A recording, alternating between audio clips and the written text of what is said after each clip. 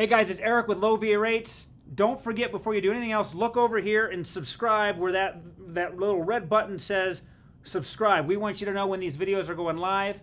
Today we're going to talk about how much of a housing payment you can afford. And what's most important is that you don't try to buy more home than you're going to be comfortable with. We do not want anybody stretching themselves or overextending.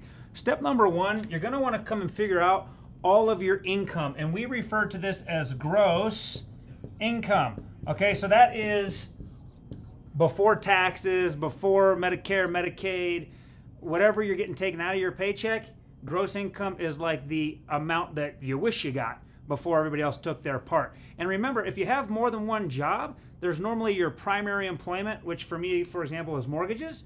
But if you have any secondary employment also, start adding all that up. So for example, let's just say you make $4,000 at your main job. Of course, everything else comes out of that. And then you have another $500 in secondary income. Your gross income would be $4,500. So that's step number one.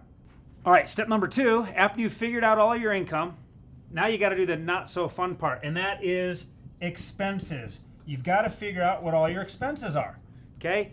What are some common expenses? You've got utilities, you've got those 2 or 3 credit card payments, you might have an auto loan, anything that you take the money you make at work and put it somewhere else, those are your expenses. So you've got a whole list of income, it's pretty short, and then unfortunately there's usually this long list of expenses. That's what you're going to do next. So once you have your income and all your expenses, the next thing you're going to want to do is work with a lender. I would suggest Low VA Rates, but at least somebody that knows what they're doing, and you're going to want to figure out all of the loan related or, the finance related expenses. For example, you've got, I better put this down here, lender expenses or housing expenses, right, that are associated with the loan. There's the down payment. Got to have enough money for that down payment. There are going to be taxes and insurance that comes out of your mortgage payment.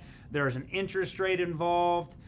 You just want to make sure you're dealing with someone that knows all the expenses that you're going to be held accountable to. We're going to talk in another video about debt to income ratio and residual income, but I want you to remember the 28-36 rule. Okay, now this is getting a little, I don't want to say fancy, but a little deep here. Experts suggest that you do not use more than 28% of your income on housing-related expenses. That would be just the mortgage. Your principal, your interest, your taxes, your insurance. Do not use more than 28% on, we'll put housing-related expenses. And then you take the 36, you should not spend more than 36% of your gross monthly income on all other expenses, including housing. So you would put housing and other, okay? So that would be all these debts we've talked about.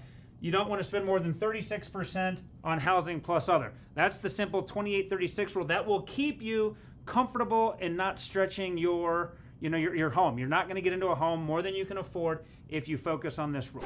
Okay, so in closing, we tried to keep this simple. Ultimately, what we're trying to get at here is don't, as I've already stated, buy more home than you can afford. Some people may say, well, hey, I'm comfortable with this.